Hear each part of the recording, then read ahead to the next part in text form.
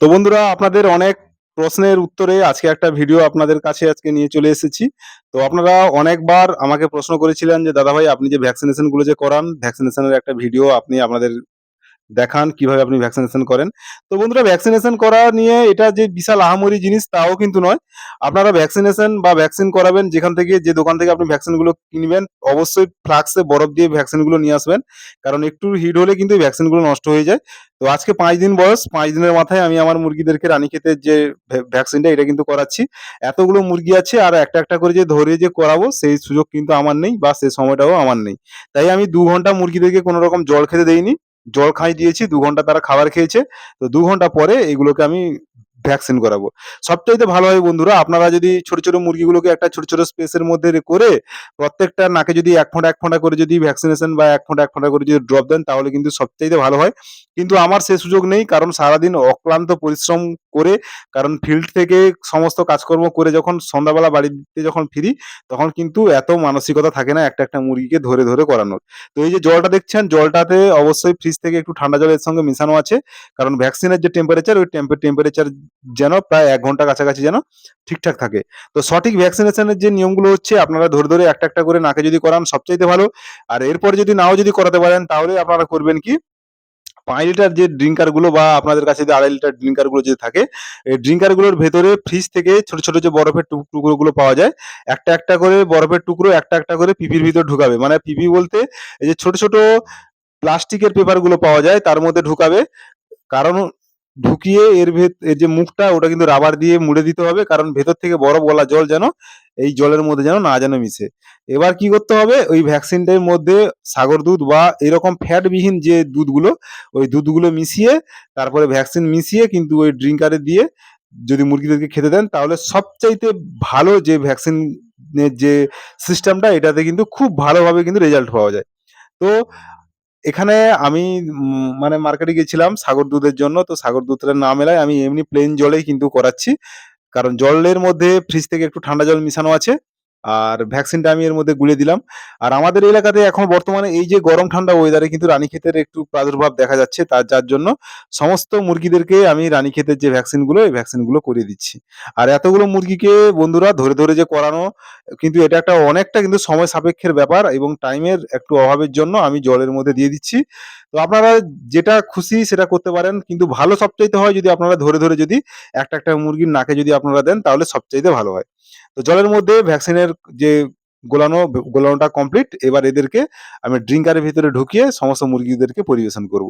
তো এটা সবচাইতে ভালো হয় বন্ধুরা, আপনারা যদি ভোর 4টা নাগাদ যদি ভ্যাকসিনেশন করান, বা সন্ধ্যা 7:30 8টার দিকে যদি ভ্যাকসিন যদি করান, তাহলে সবচাইতে ভালো হয়। কারণ হচ্ছে ভ্যাকসিন সেই টাইমেই করানো উচিত, যে টাইমে ওয়েদার কিন্তু খুব ঠান্ডা থাকবে, বা ওয়েদারটা সেরকম একটা ভালো গরম থাকবে না।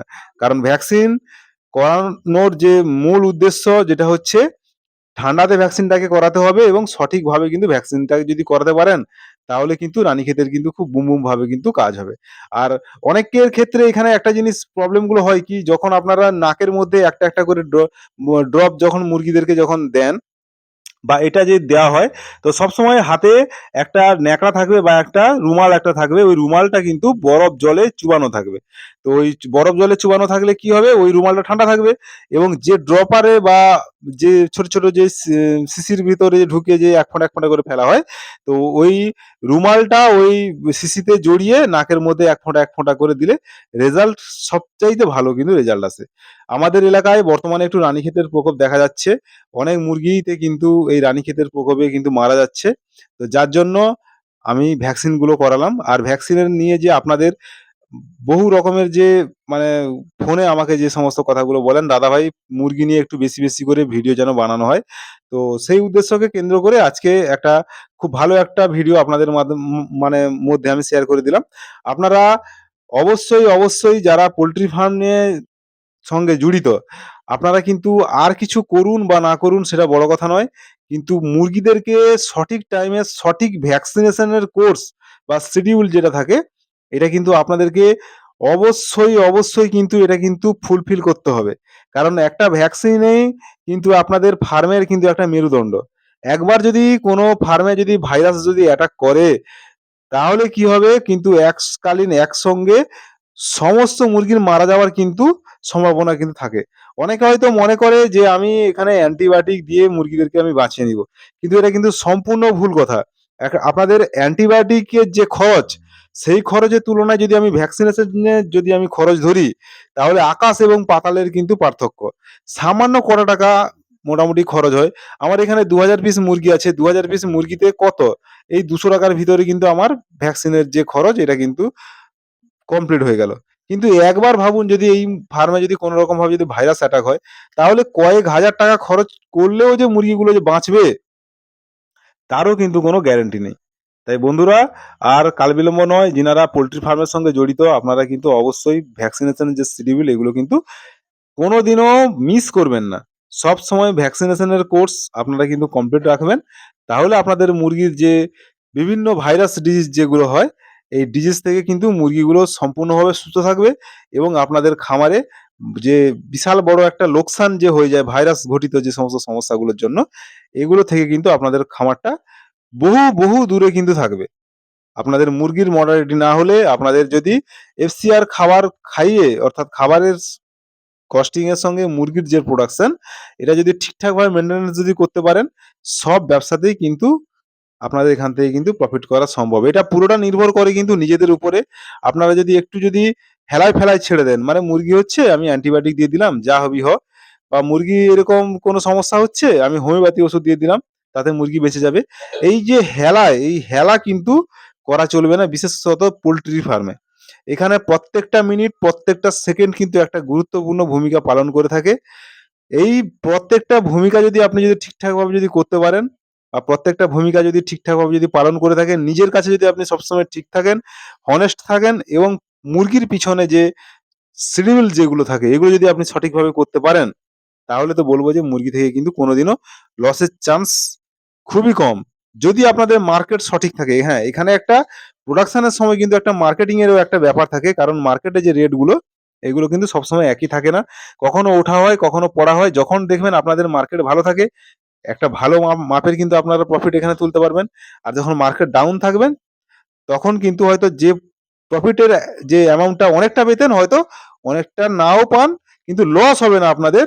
সামান্য প্রফিটের উপরে কিন্তু আপনাদের ফার্ম কিন্তু চলে যায় বা সামান্য প্রফিটে কিন্তু আপনি মুখটা প্রফিটের মুখটা কিন্তু আপনি দেখতে পাবেন।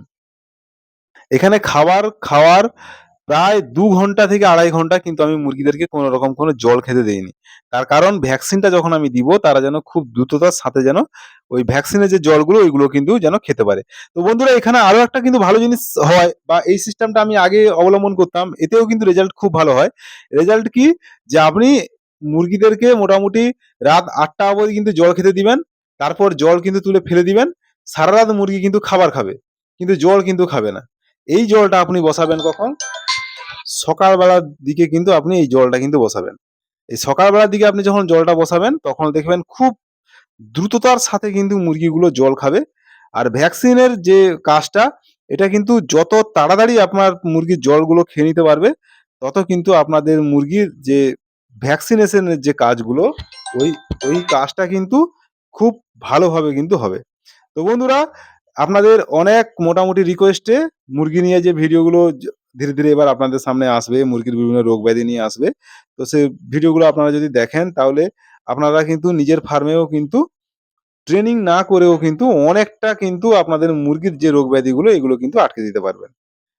আর এগুলো আটকে দিলে আপনাদের যে খরচের যে কস্টিংটা কিন্তু অনেকটা কমে যাবে এবং স্টেপ টু স্টেপ আপনাদের খামারটা কিন্তু এগিয়ে যাবে।